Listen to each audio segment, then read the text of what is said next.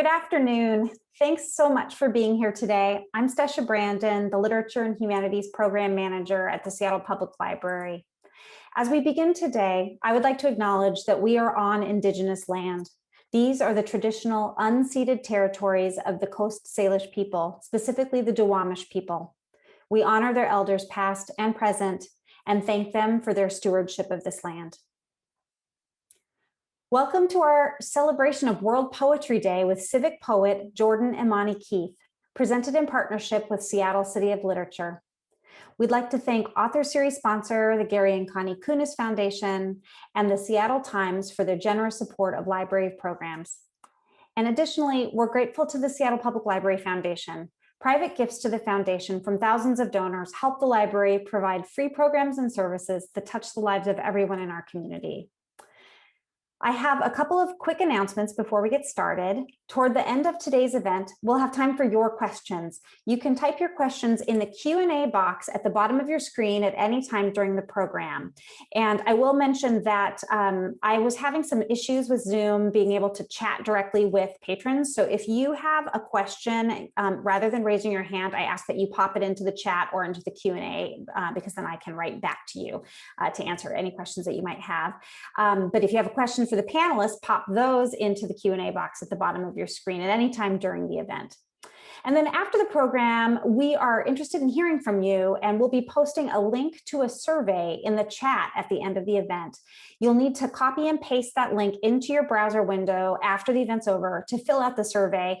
And I would really love to hear your feedback on the program. This is a new format for us, and so we'd love to hear from you. Now I am delighted to welcome our civic poet, Jordan Imani Keith, who will talk about today's program, Women and Wales First, Poetry in a Climate of Change. The City of Seattle's 2019 through 2021 civic poet, Jordan Imani Keith, is a storyteller, essayist, playwright, naturalist, and activist.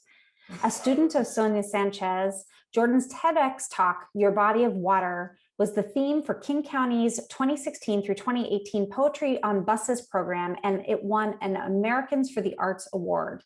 Jordan's poetry is largely anthologized and was longlisted by Danez Smith for Cosmonauts Avenue Poetry Prize. Her Orion magazine essays, Desegregating Wilderness and At Risk, were selected for the 2015 Best American Science and Nature Writing Anthology. And Jordan has been awarded fellowships from Hedgebrook, Wild Branch, Santa Fe Science Writing Workshop, VONA, and Jack Straw. And her memoir and essays, Tugging at the Web, is forthcoming from University of Washington Press. Please help me welcome Jordan Imani Keith. Hi, Jordan. Oh, you're muted. When the day comes that we don't have to say, oh, you're muted. Right. Welcome. Thank you, Stesha. I was saying thank you so much. Thank you for supporting this event, for the Library Foundation, for City of Literature, for all the people behind it and all the work that you do all the time. Oh, thanks. Thank you. Yes. And shout out to Jay, who's going to be one of our readers. This event is possible because of their constant hard work, and I'm thankful for them and their friendship as well. So I want to say that. And I want to talk for a second about my role as civic poets 2019 to 2021, August 2021. And most of it has taken place during the pandemic. And so it's been a big shift because the focus of the civic poet, of course, is civic engagement. And that's something I'm quite passionate about and the role requires. Had an opportunity to engage people in a much larger audience, thousands of people through YouTube and Facebook. So I'm very thankful for that silver lining, and encourage you to think of how you can use the arts to engage in the concerns that we're facing, to stop violence, stop white supremacy that is the cause of the violence we're experiencing. This project is called Women and Wales First, Poetry in a Climate of Change, because all of these concerns are intersectional. And as you'll hear from the poetry, and later if you ask questions in the Q&A, that, you know, protecting women's lives will protect the health of Puget Sound and the endangered species that live there. And protecting them will also protect women first, all of which we're impacted disproportionately as people of color. This is an all um, BIPOC group, which is wonderful, of writers, new writers, seasoned writers. And that is the role of the civic poet, to engage the public. And we will be having a call for poetry. Later on, you'll hear us read a form called a Pantun, and we're going to be inviting you to submit your work on your meditations about the intersection of our lives with the water around us and with the species around us. So that's it for my conversation about the Civic Poet and this project. And this group, this cohort is amazing. We started working together, writing together in December, and I'm very excited. We did, I offered 4 workshops, writing workshops for free through the role of the Office of Arts and Culture, which of course this is not possible without the Office of Arts and Culture. And we decided to keep going, keep writing and supporting each other. It's a wonderful group that you'll get to know in a minute. So without further ado, I'm going to hand it back to Stesha to introduce the first reader. Thank you all for being here.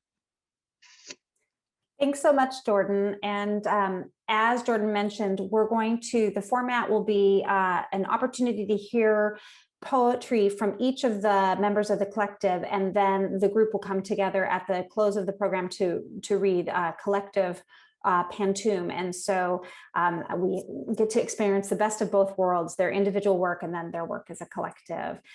So first, we'd like to welcome Aleida Marisol Cervantes.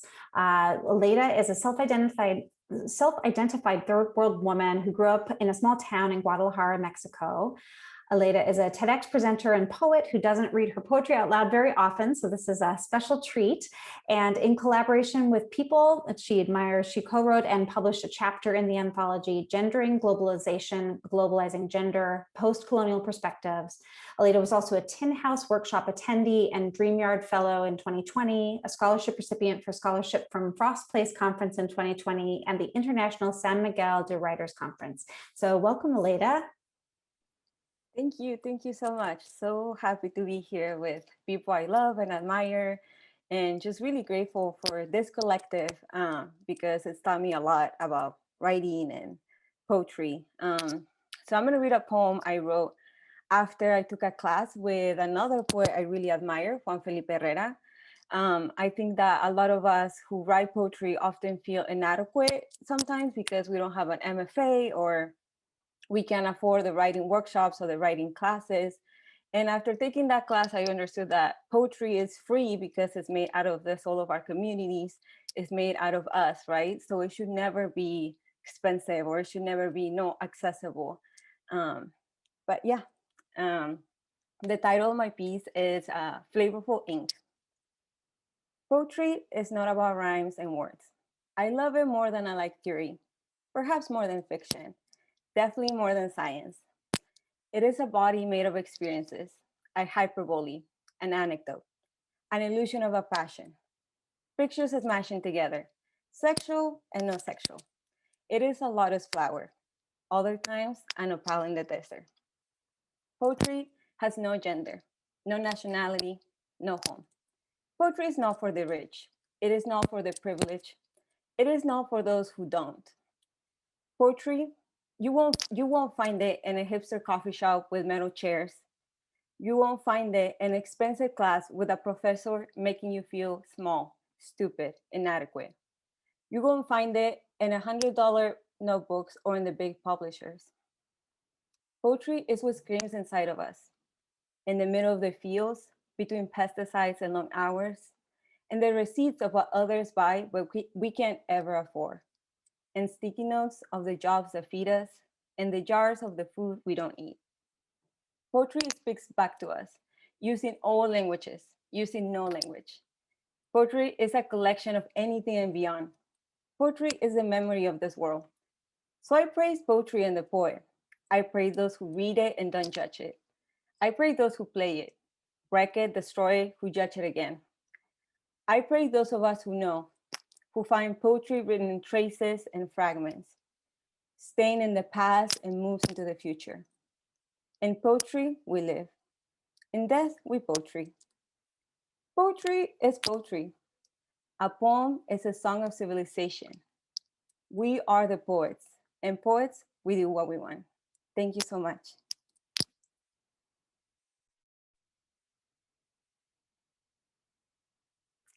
Thank you so much, Aleda.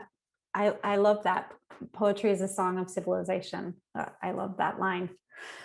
Next up, we are welcoming Savannah Smith. Savannah grew up in Renton, Washington, in an animal-loving home.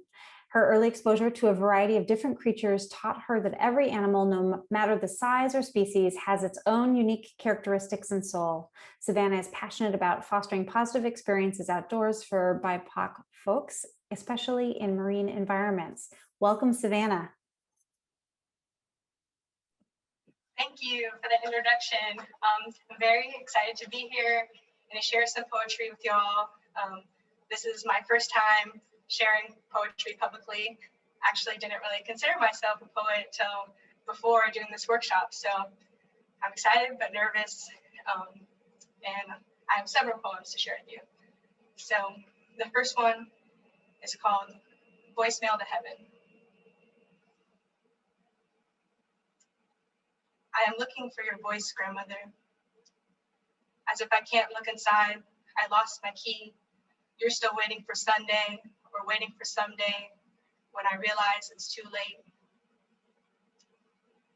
Connecting with you is now connecting with me. As if the phone's not ringing because everyone is home. I tore myself apart to find that hidden piece of you. I didn't know until your funeral how much I wanted to be like you.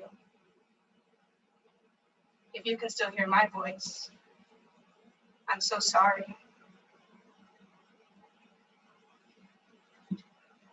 This next one is called Waiting for the Sun. Today, I am a puddle. I can hear people speeding by in the fast lane, but I feel stagnant. Not intimidating enough to avoid being stepped on or walked through. Turbid in the turmoil. It muddies my thought. But at least I managed to fill this hole with something. And when the sun decides to shine again, it'll warm me the fastest. Evaporating my sorrow until the sky decides to cry for me again. And next I have one called My Morning Ritual. I put on my spiral earrings before I head out the door. Amplified by divine feminine energy, they'll hypnotize you. It would be easy to get you to do what I want you to. But even harnessing all this power, I just want you to be you. Ooh, pretty. One of my first and favorite sayings as a little girl. Admiring things before I learned to see it in myself. I put on my spiral earrings before I head out the door, in the hopes that you see in me what you see in them, continually in search of a deeper meaning, arranged in a group of four like the elements: earth, water, fire, air. Go ahead, try to bring an earthquake to my foundation, try to drown me out. I breeze by because it only ignites my passion. These earrings are my armor, yet an invitation. And the final piece I have to share is called Timeless Connection.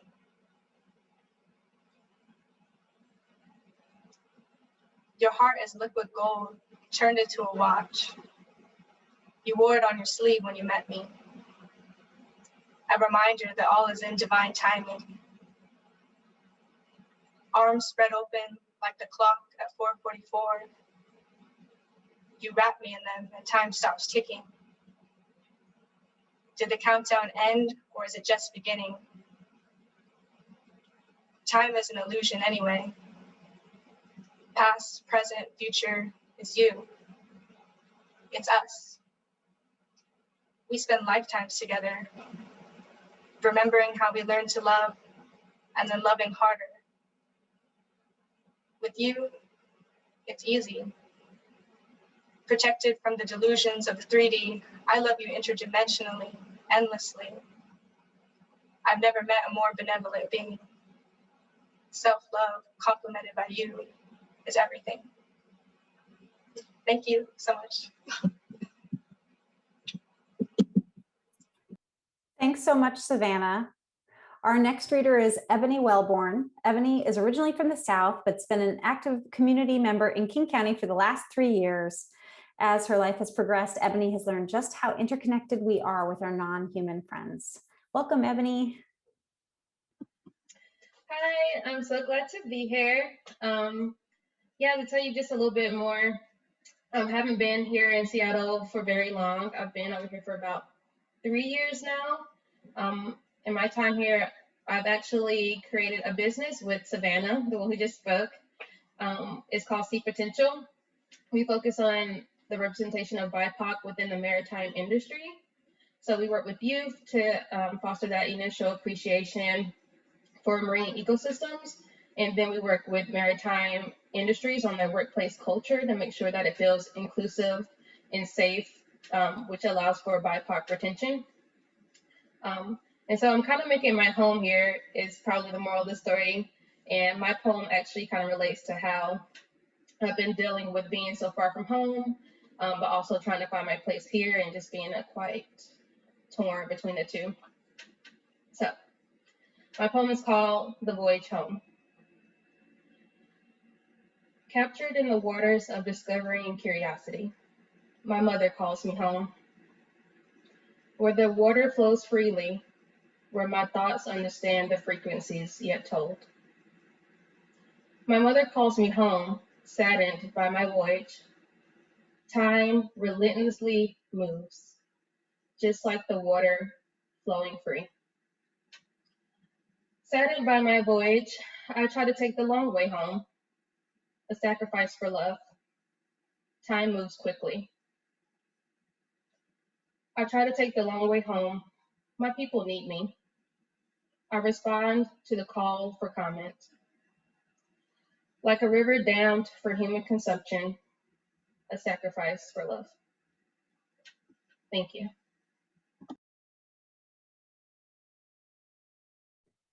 Thank you so much. That was great. Our next reader is Kamna Shastri. Kamna is a community journalist with a background in sociology and environmental studies. And Kamna is particularly interested in the messiness of cultural identity, breaking down the false distinction between humanity and nature. And poetry has been their lifelong method of self-expression. So welcome, Kamna.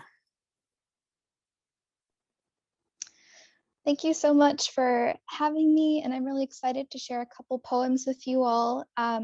Just want to say I come from a background in journalism, and I've found that there's so much you can say with poetry that you can't say in the traditional realm of news and fact. And so I think the pieces I'm sharing today are really a response in a more emotional way to a lot of the happenings that have taken place recently. So my first poem is called System. Toxic fumes and particulate matter, smoke and spray from burning mountains and fallow soils seep into groundwater and blooded streams. Noxious ways of patriarchy, misogyny, racism, pollutants of intolerance, comparison, and greed seep into mind streams. As long as morality is manufactured from materials of ignorance and ladders of hierarchy, we remain victims of unforeseen consequence. You and I were born into this world innocent and free. We became casualties of the drainage ponds, spewing vile compounds of chemical ideologies, murky and tainted with self-loathing disguised in hatred. Do not blame us. Our sickness is not of our own making. We must heal ourselves in search of elixirs and ritual cleansing. We operate in the system and play our parts. Costume and makeup hold us hostage, can't breathe. Your face is caked with predetermined posturing. Light splintered in your iris, the only truth. In these roles, rehearsing lines day after day, we wander the streets, sleepwalk across oceans. Our shoulders hold pain in the grooves of bone. Grinding jaw disguises aggression in the clenching of muscles. The system's geography is mapped in barbed wire and marble towers, in deep sea cables and satellite rubble at zero gravity. Inhabit the world system, and skin feels like cage. Disrupt the view with a bruised winter sunset. Orange-rimmed clouds burnt smoke brown against darkening sapphire. Glimpse the outline of silent snow on pearled rooftops, a rippling water body of sea with no end in sight. Inhale the reciprocity of ecosystem, and breathing becomes freedom. I have one more for you, and it's called chai. Love is steeped on a stove, copper bitterness cut with the sweetness of sugar, spices, the fragrance of origin. Sometimes I boil the concoction in solitude. More often, it's shared in the warmth of our walls, drawing down humbled human connection. Cherished and rare in a world where we are numbers contributing to GDP and linear growth, resisting the looping cycles of all things.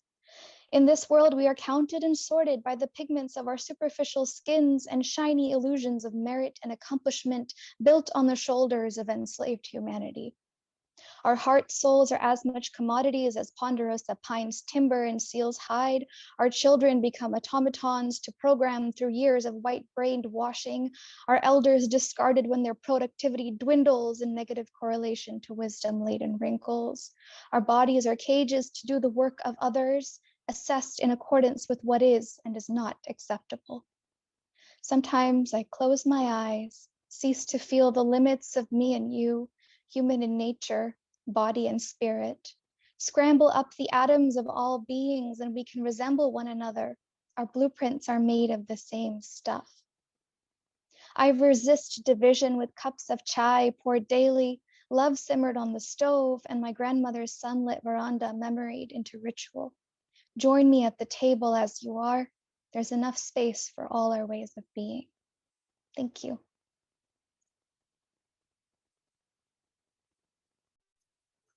Thank you, Kamna. Our next reader is Rashina Fountain. Originally from Chicago, Rashina is a multi-genre writer and interdisciplinary educator living here in Seattle. Rashina is a past Walker Communications Fellow with National Audubon, and she is currently an MFA prose candidate at the University of Washington, Seattle, where she's working on an environmental essay collection. Welcome, Rashina. Hello. Hello, everybody. I just want to say I am super grateful for Jordan providing this space for me and others in the collective. It's a space that I didn't know I needed.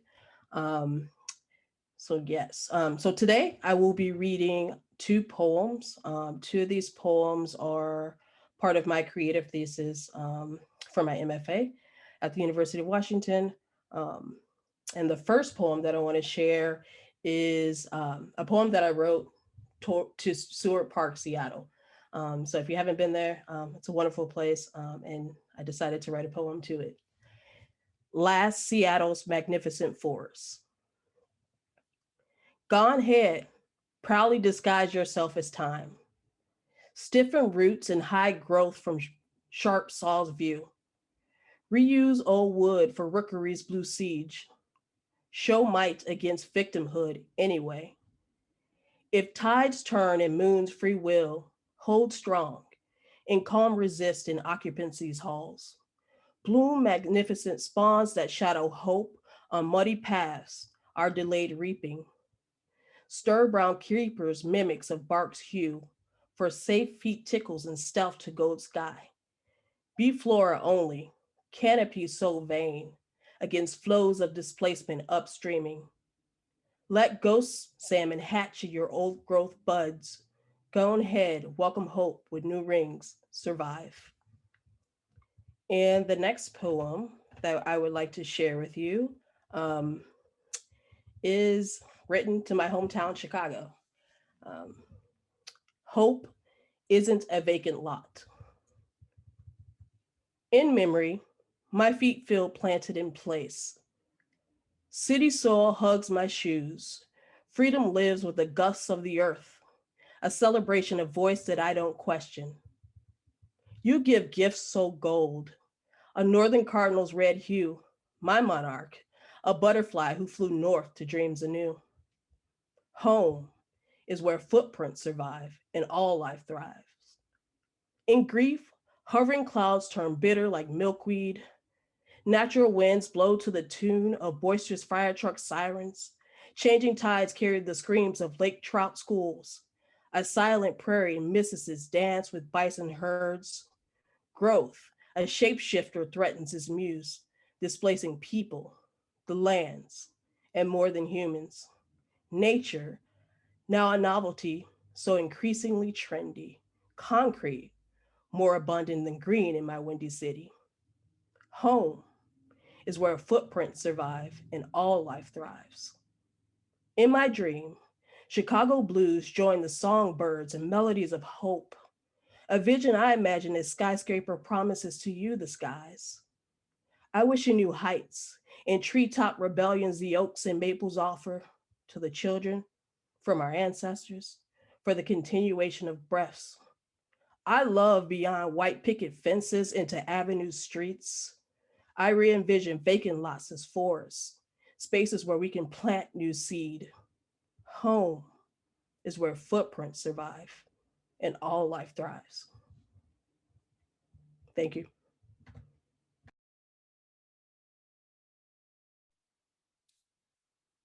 Thanks so much, Rashina. That was great.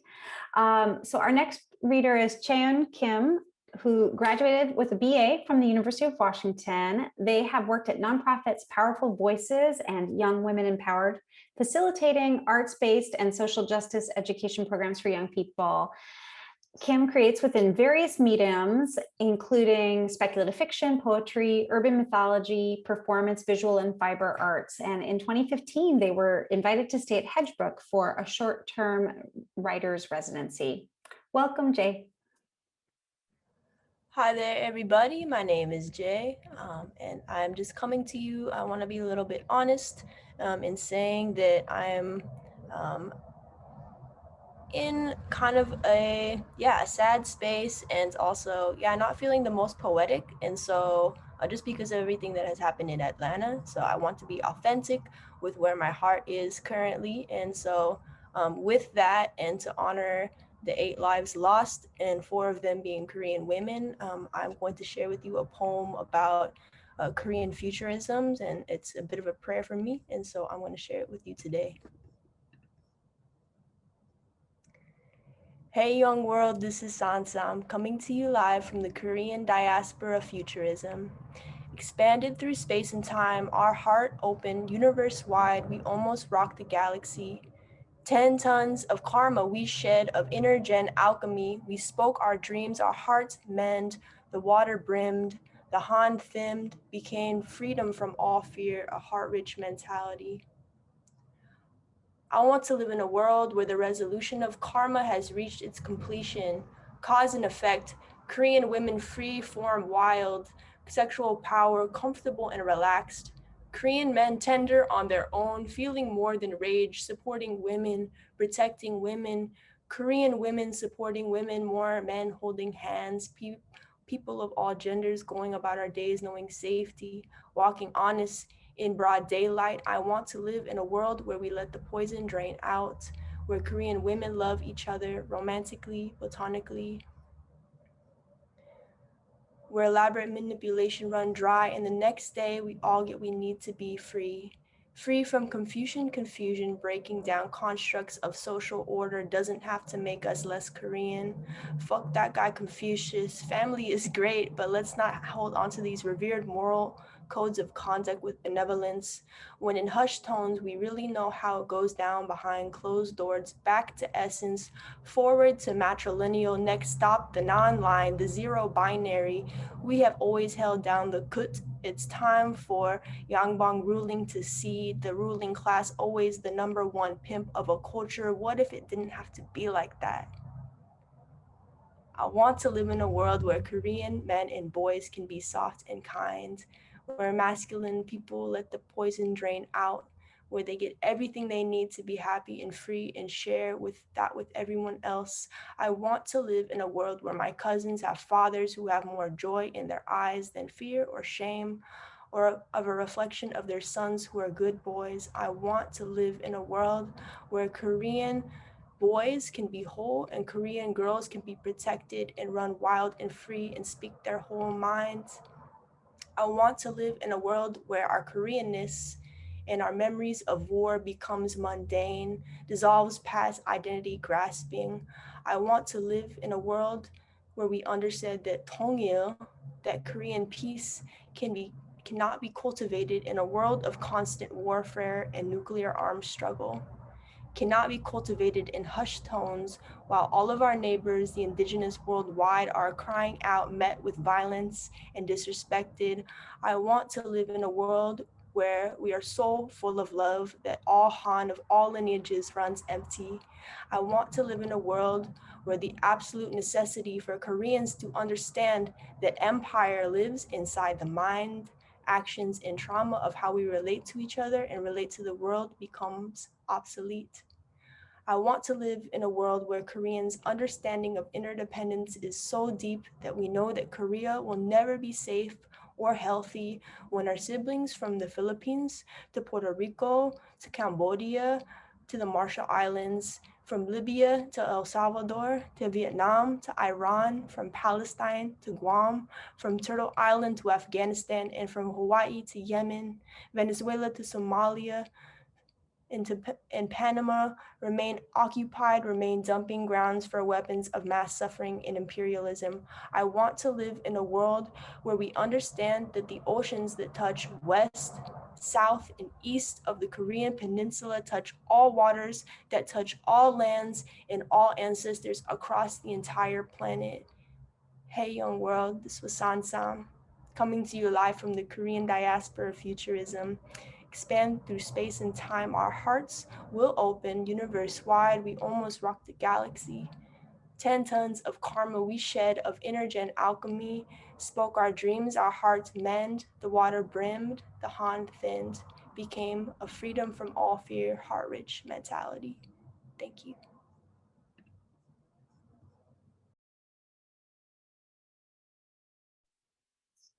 Thank you, Jay.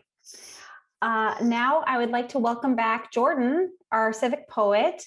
And Jordan, I think, I'm not sure if you're going to read a little bit yourself before you welcome the rest of the collective to read the Pantoum, but we'll see what happens. Yes, I am going to read a little bit before I welcome. And yes, we are all siblings. Honor those words. I'm going to read a couple poems. This one's called Black Record. It's from my Looking for a Home collection.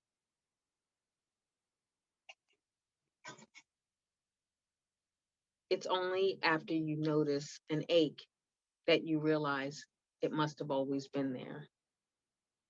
Jane Hirschfield. Keep trying to exhale deeply when your lungs are stuck on the rungs of your ribs. A needle repeating black vinyl memory. A fish suffocating in air. One desperate eye staring in the only direction it can see. Your spectacular body flailing, your shimmering tail. You curl and uncurl, wave, billow, whip yourself, snap in the wet air like thick red and white stripes above a silent blue filled with stars. Needle drop memories for 2 years dance shadows into your squint. It's so troubling that people don't seem to recognize the darkness is where the light is. Men murder pachyderms like male cats killing the children of another litter. The needle drops on my clothes and play memory, catches in the scratches I didn't know were there. A Hottentot caged, a three-ring spectacle, an elephant. Baby mine, don't you cry. Baby mine, close your eyes. Her soft voice sings through black vinyl skin into our bedtime air, sings to my sister and I through the cage and stars of story time. A hysterical pachyderm raps a lullaby around her stolen child.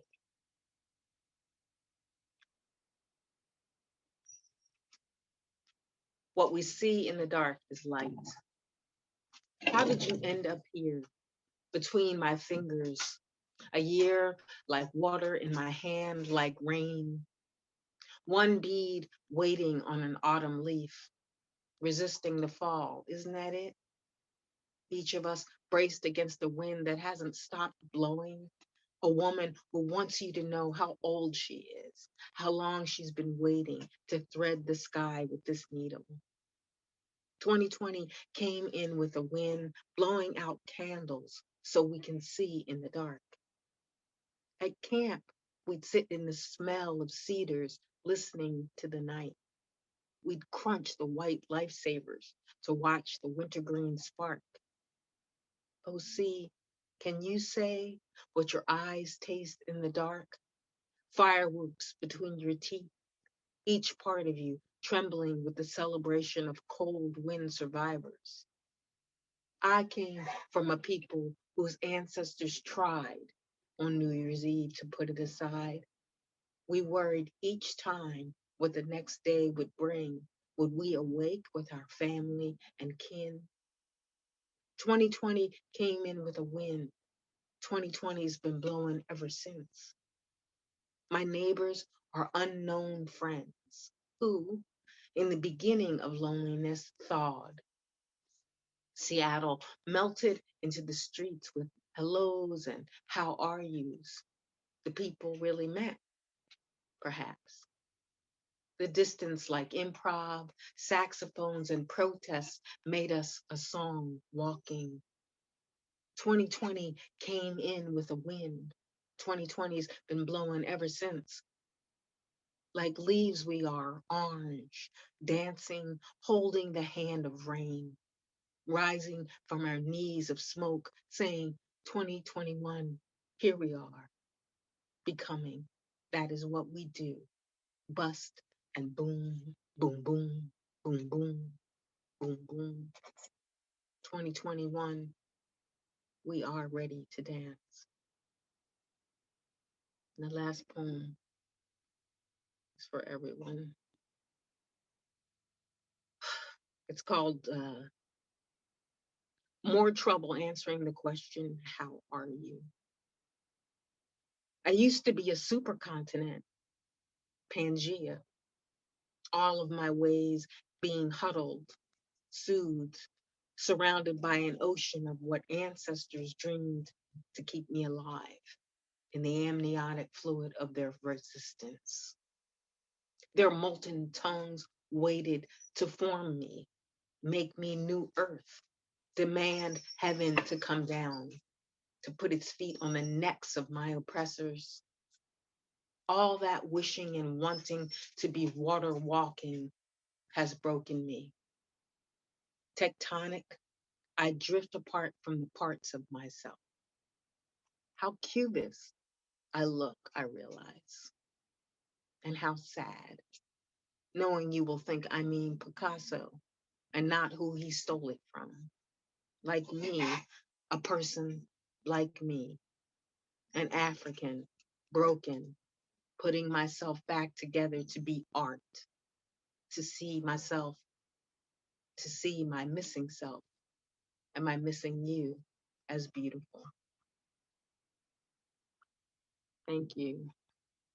So I don't think Stesh is going to come back before I introduce this part. And of our reading. And I want to tell you, so each one of us is about to read a pantun. And a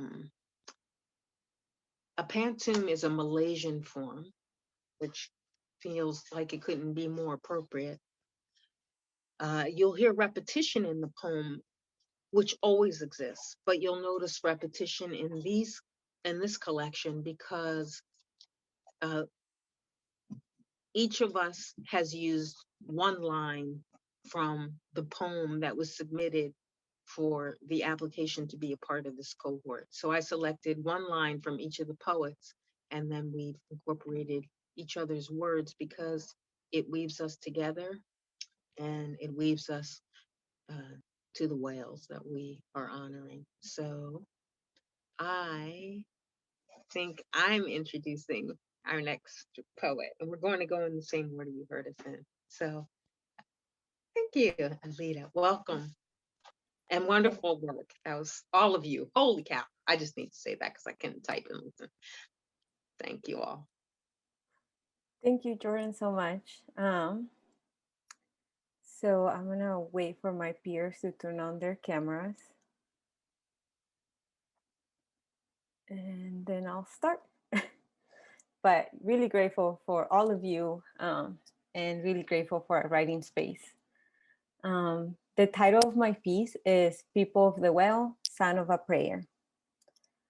All lands that touch all ancestors, where firefly light migrates into a luminescent bay, as the beauty of bodies belonging to nobody are held in between braids and the sound of a prayer.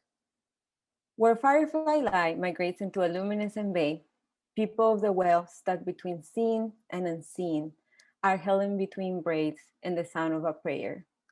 As if death is another metaphor for this life, people of the well stuck between seen and unseen. All I hear is a salish sea calling us home, as if death is another metaphor in this life, chasing us in this moment. All I hear is my mother calling me home, as the beauty of bodies belonging to nobody chasing us in this moment. And all lands that touch all ancestors spread all kinds of mingle, where I don't know a holy Bible but the palm of your hands. And then you tell me I'm not her. Are we forgetting the words and flesh? I don't know a holy Bible but the palm of your hands, so my bones don't rattle my skin. Are we forgetting the words and flesh? All human blood is bound to ocean waters, and my bones don't rattle my skin. Don't you feel it burning? All human blood is bound to ocean waters. So tell us we're winning, while this body is reborn again in the prayer of my grandmother. Thank you.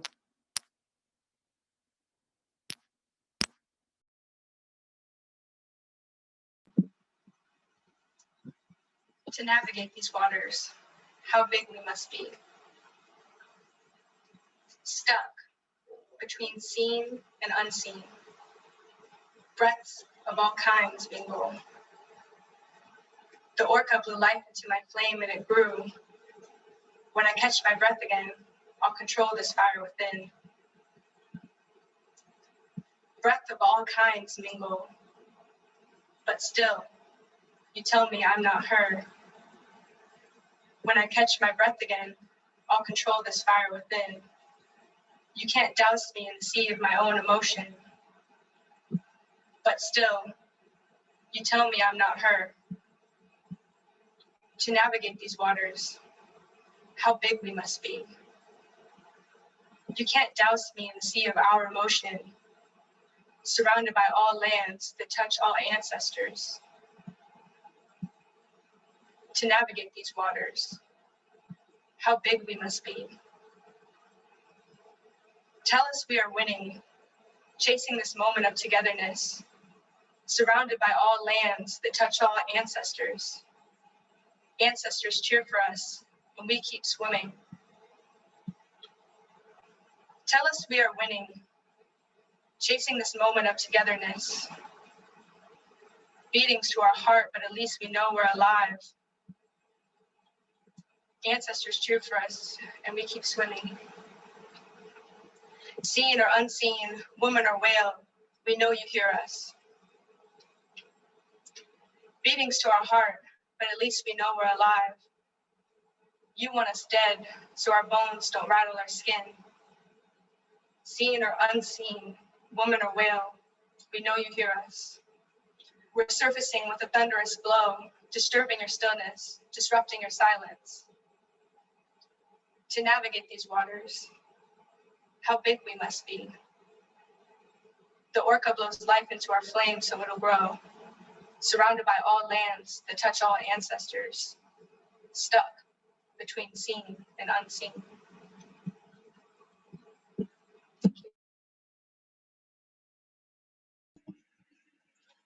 The influence of Grandma's ripple. Stuck between seen and unseen, honorariums for being resilient. You tell us we are winning, rippling words through whimsical waters. Honorariums for being resilient, chains of trash are tied around Grandma's neck. Rippling words through withering waters, still, gentle giants move gracefully through the sea. Chains of trash are tied around my neck. You tell me I'm not a descendant of Grandma's. I move gracefully like gentle giants of the sea. I am this water's news cycle. You tell me I'm not her. I'm mixed with Grandma's devotion and grace. I'm this water's new cycle, where all lands touch all ancestors. I am mixed with Grandma's devotion and grace. My bones don't rattle my skin. Where all lands touch all ancestors, I find strength, chasing this moment. My bones don't rattle my skin. Where breath of all kinds mingle, I find strength within the moment. The legacy of shared waters wash over me. You tell me I'm not Grandma's descendant. Then you tell us we are winning. I am this water's new cycle, stuck between seen and unseen.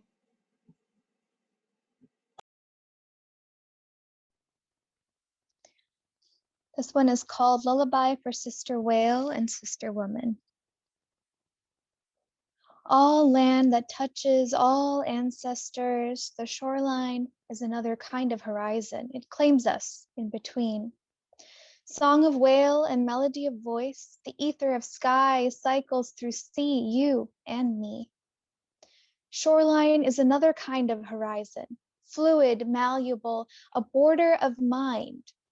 The ether of sky cycles through sea, you and me stuck between seen and unseen.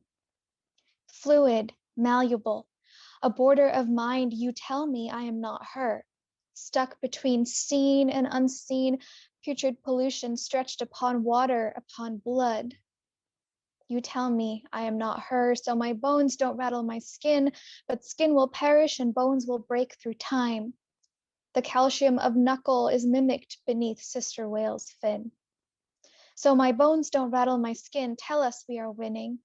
Calcium of knuckle mimicked beneath Sister Whale's fin, we mirror one another, shattered light refracted from within. Tell us we are winning before everything falls to disarray.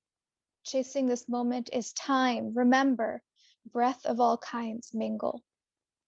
Before everything falls to disarray, in the songs of whale and the melodies of voice, breath of all kinds do mingle on all lands that touch all ancestors.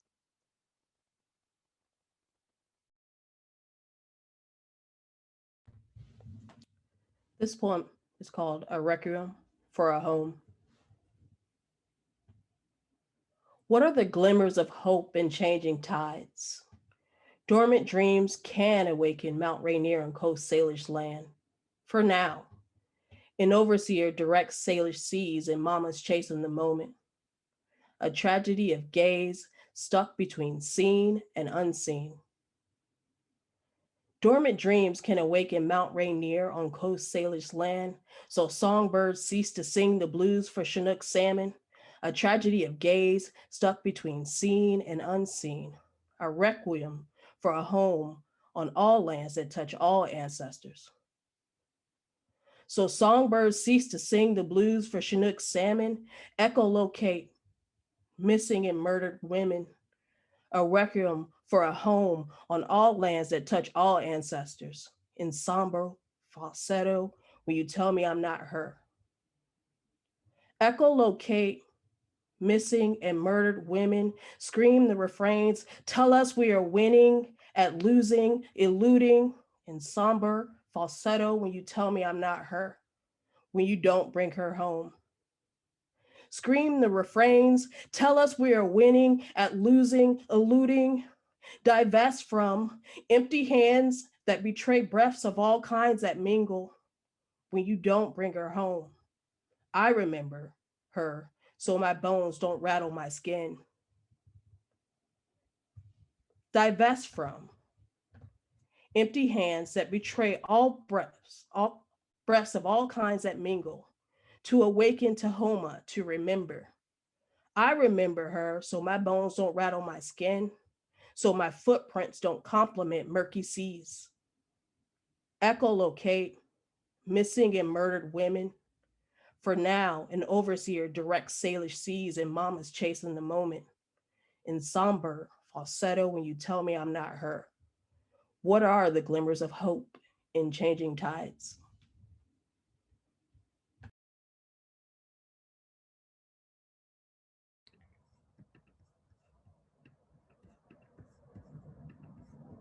This is Supplication to Whales.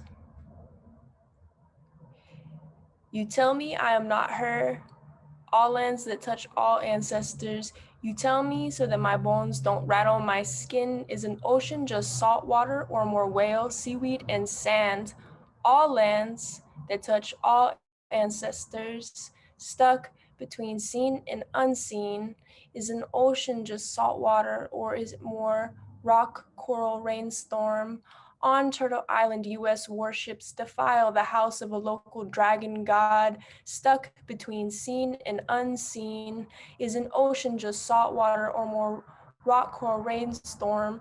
On Turtle Island, US warships defile the house of a local dragon god. Stuck between seen and unseen, 7 generations rise to the surface. Here enter oxygen breach memory. Off Turtle Island, US warships defile the house of a local dragon god. Somewhere, an auntie quietly makes offerings. 7 generations rise to the surface. Here enter oxygen breach memory. Epigenetic grandmother codes our own basic nature. Somewhere, an auntie quietly makes offerings. I want to tell us we are winning. Epigenetic grandmother codes our own basic nature, a long past chasing this moment. And it's true, the wound begets the womb of infinite possibility. A long past chasing this moment. What a storm we've had, and so deep breaths of all kinds mingle. It's true, the wound begets the womb of infinite possibility. In all of my lifetimes, I supplicate an ocean wisdom queen remain dear to me, remain near to me. 7 generations rise to the surface. Here enter oxygen breach memory. You tell me so that my bones don't rattle my skin. Somewhere an auntie quietly makes offerings. You tell me I am not her.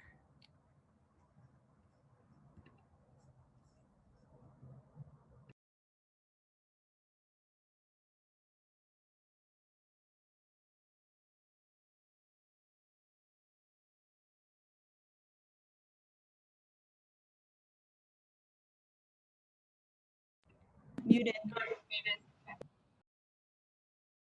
I did that on purpose. In the body of the sound. Tell us we are winning, so my bones don't rattle my skin. Is it only the whales with remnant appendages? Or are my children also my ancestors swallowing detritus? Tell me, so my bones don't rattle my skin. My eyes have been weaponized, like orca, like salmon, hungry. And are my children also my ancestors swallowing detritus? stuck between the seen and unseen. My eyes are weaponized, like marrow, like salmon, hungry, like Henrietta Lacks. My DNA caged, stuck between seen and unseen, drowned in the body of the sound, like orcas filled with stones, like Henrietta Lacks. My DNA caged. You tell me I'm not heard, drowned in the body of the sound, like orcas filled with stones. My body split, my body made to breed. You tell me I'm not heard. When I look for your voice, a smooth black stone, my body split, my body made to breed. Breath of all kinds mingle. When I look for your voice, a smooth black stone chasing this moment, breath of all kinds mingle. All lands that touch all ancestors, like Henrietta Lacks, her DNA caged. Is it only the whales with remnant appendages, drowned in the body of the sound, like orcas filled with stones? Tell us, we are winning. Thank you. Yay. All right, I think Stesha's gonna come back. I think we can all mute you. Yeah, thank you, everybody. Back in our tour, the Women in Wales First of Poetry and Climate Change Tour. Woo, woo. We have big hopes and dreams coming to a screen near you, coming to an outside place. We can all breathe the same oxygen. Someday, right? Thank you so much, Jordan, Ebony, Aleda, Savannah, Jayon, Rashina, and Kamna. That was just amazing. It was such a treat to hear both your own poetry and then this collective piece and the, you know, incantatory nature of that. It was just wonderful. Oh, we've got a comment from somebody saying that would be the best tour ever. So for folks that are in the audience, if you have questions for the panelists, now would be a great time to pop those into the Q&A at the bottom of your screen. And I might just start with a question for the group that is just, I'm curious, you know, coming together like this to do this work, tell us a little bit about that process. I mean, there's a group of you and just, yeah, what was that like? And I'm going to open it to anybody that wants to respond to that.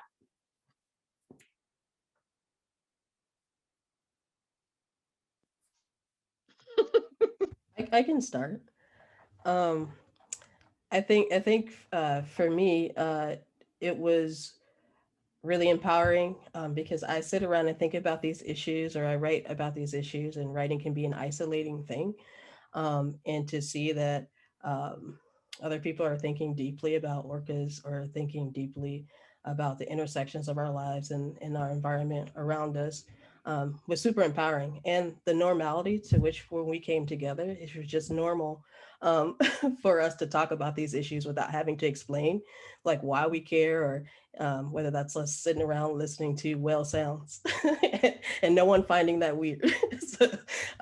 So I think for me, yeah, it was just great to be around people who just were thinking about some of the same things I've thought about, and not having to explain that or why, or my right to be discussing these issues.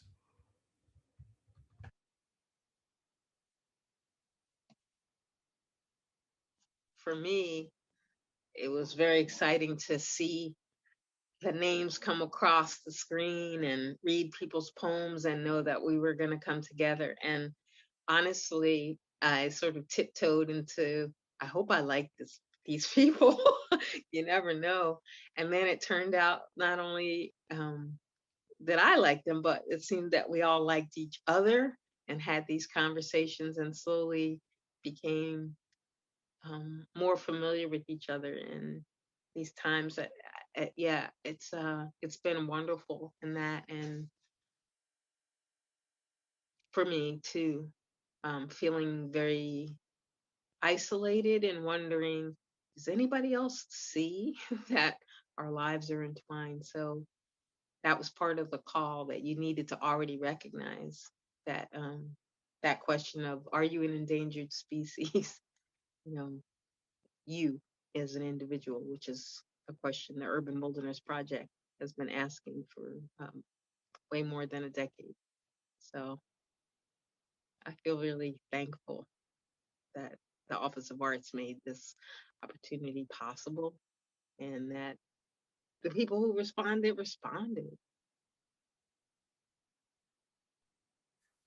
If we don't have another response quite yet to that, I do have another question from a wonderful artist in her own right, Kathy. And Kathy is asking, are you all planning on contributing to collaborate or continuing to collaborate or create together? And if so, how? And so I think that builds on what you were just talking about, Jordan. I'll let somebody else answer.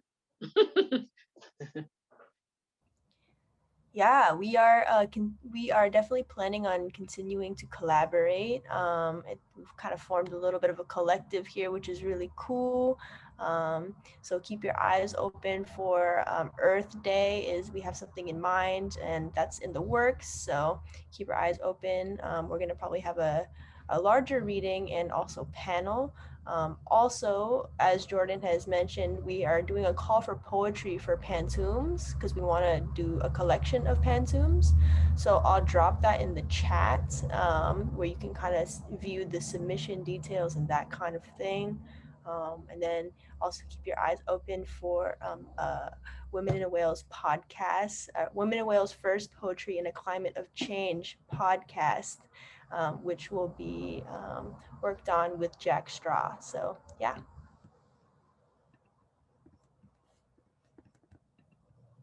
That's great. And I'm not sure if you completely answered this question, so I'm just going to say Zoe is asking, where should we look out for more from this collective? Is there like a page somewhere on social media or on a website, or on the Office of Arts and Culture's website, or? All of the above. James recreated the Urban Wilderness Project website. So the .com one, we're occupying.org and .com. So check out .com and you'll see updates, and the Office of Arts page, certainly. Follow me on Twitter. Yes, shameless. Yeah. At Griot, I think it's at Griot Works. I don't know all my handles. And on Instagram. But you can find lots of information, and certainly our supporters and sponsors will. I think Jay put it there. You go. You're fast. The call, I think Jay just put the link for the call in the chat. So yeah, stay tuned. You'll hear an announcement. There'll be publicity about doing it, but I think that answers the question. Yeah, that's great. Oh, it looks like we've got another question coming in. And this question is from Rails or Reels. Has this experience of interweaving and co-creating helped to fuel any of your personal actions in the name of environmental justice?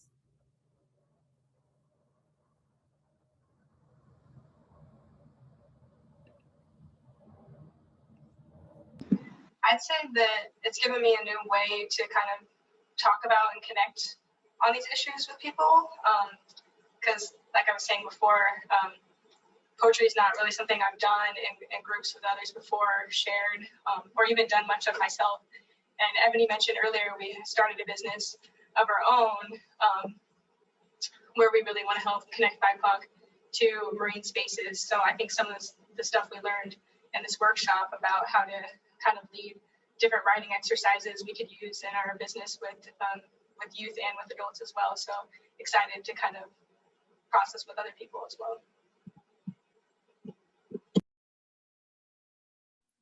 I want to say yes. I think especially around, I don't see a lot of like BIPOC in the outdoors. And I'm one of those people that never went outside because I was like, that's not what we do. But I think it's a lot about accessibility, being able to purchase this pass or being able to purchase all the gear is so inaccessible. So I've definitely been looking more into how can we support each other, like borrow stuff from people, just because we live in such a beautiful place. And then we often forget to honor the First Nations that are here taking care of this land, and also everybody else that's here and being a guest. When you go outside, you just see certain people outside, and I think it's been like a goal of mine, even if it's just going with one friend every week to do a small hike, and I'm like, we have to be outside, and just looking for other ways to connect also where Indigenous tribes. I think that's something that I do within my professional work, quote unquote, but also just personally, I think it's really important that, if we live in Duwamish land and we're paying rent, I live in Puyallup territory. So what are the ways I can engage better with local tribes is really, really important. So I think both of those have really helped me. Even when we're speaking of whales, I think there's like a lot of questions around like, who's been taking care of the whales, what is the relationship between whales and us, and like Indigenous tribes and whales. And having this group to write has been really, really important, because I feel like a lot of the times when you go into writing spaces, they're like, oh, this is not about social justice, which is really ironic, because poetry and writing are often used as a form of activism. So that's what I really appreciate about this group, that we can do both, and then we can bring every part of ourselves into the space.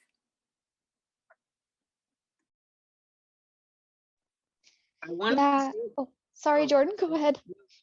time to go. Okay.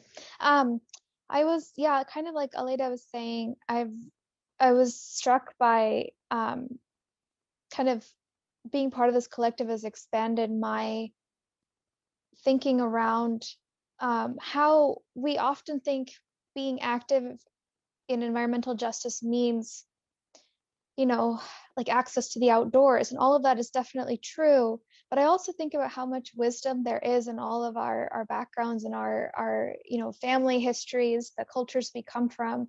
And I think there's a lot of aspects of the really close ties between culture and environment and how we see the world in our own um, just in our own backgrounds. And I don't think that gets enough airtime. We're told that being an environmentalist looks a certain way, and I think everybody has it in them. All of our cultures and backgrounds have it in them, and I think having a place to share that with other people who can draw on that wisdom is something that's been making me think about how can we um, how can we bring that out of all of our communities and say you don't need to do something special to be an environmentalist or to bring about environmental justice? Like, that knowledge is there within us. How do we access that and start transforming our landscape that way? I don't have the answers, but I think that's what's really been at topmost in my mind through this collective. I love that you said that we don't have the answers, because that has sometimes been limiting, and was one of the signature things with the Urban Wilderness Project, to say we don't have the answers, but we know it's time to start asking some questions. And I wanted to share that in bringing together this and brainstorming. Jay Jones, my creative assistant for this project through Urban Wilderness Project, and in order to share more of what has influenced me, I needed to go back and do my homework, and I've learned that some things have changed, that I feel like it's critical that you all know and engage with the work that the Lummi Nation is doing to fight for the rights of the orcas. So they are represented right now by the Earth Law Center, and you can find that at earthlawcenter.org, and they have a blog about the Lummi Nation's fight for the rights of the orcas. It's being led by two women who are suing because the orcas are their family. They are the killer whale clan nation. Sorry if I'm using the wrong language.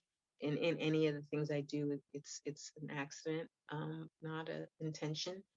So but it's really important to know and support that work. So that is one of the things that has come. I'm looking at the website right now, and so if people don't know the history of the orcas in the Salus Sea, it's like how they've gotten to be endangered, besides the ongoing cumulative risks that they are experiencing, we're experiencing from environmental, from degradation of our air and water and the land.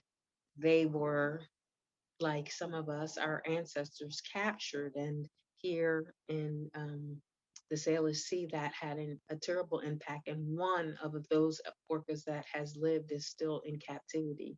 And to understand that they speak a language, and they are calling, that whale is still calling, and that the whale's mother is alive. So she couldn't be returned just to her family, which is her human family as well as the whale family. So please go to that website, and then you'll learn more about the two women that are working as part of the Lummi Nation. I apologize because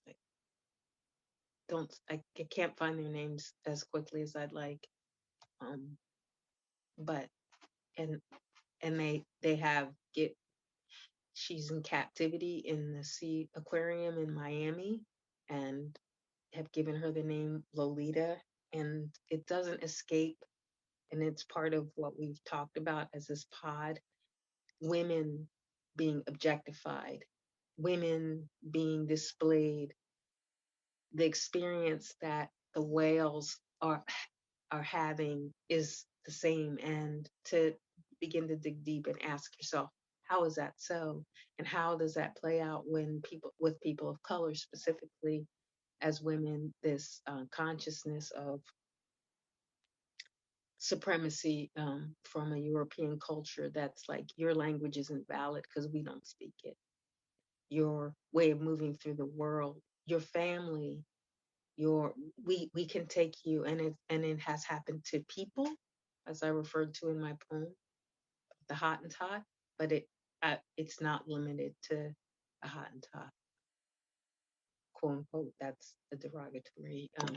Well, anyway, enough said. But it's changed me to continue and not to stay in the place where I started from, to do this work and to understand right now, you all who are listening have an opportunity to support the return of this this female whale that's been in captivity her whole life. She was taken as a child, and I say child on purpose, as a young. On purpose, they took the young.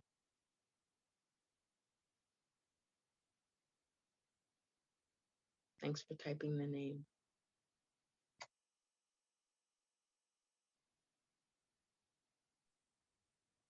I Sorry, like did I do too much? No, that's great, Jordan. And I actually was just going to say that I like that we've got people in the chat who are actually getting the information that, to provide additional details with the indigenous name for that whale, and also the specific blog post that you were trying to find. So I think in a way this has become a call to action in and of itself, this program, right? Where you're encouraging people to engage with that content in that way, not only listen to the poetry, but then sort of live the poetry. Well, I am just so thrilled and so grateful for all of you here with us today. And I'm just so thankful to you, Jordan, and you, Jay, for approaching the library about partnering on the program. So thank you for that. I'm grateful to all of the readers, Ebony, Aleda, Savannah, Rashina, and Kamna, and in addition to Jordan and Jay. So thank you, everybody, for participating tonight. And we've got wonderful comments in the chat, and actually I went and checked on Facebook as well, and people have just really enjoyed themselves.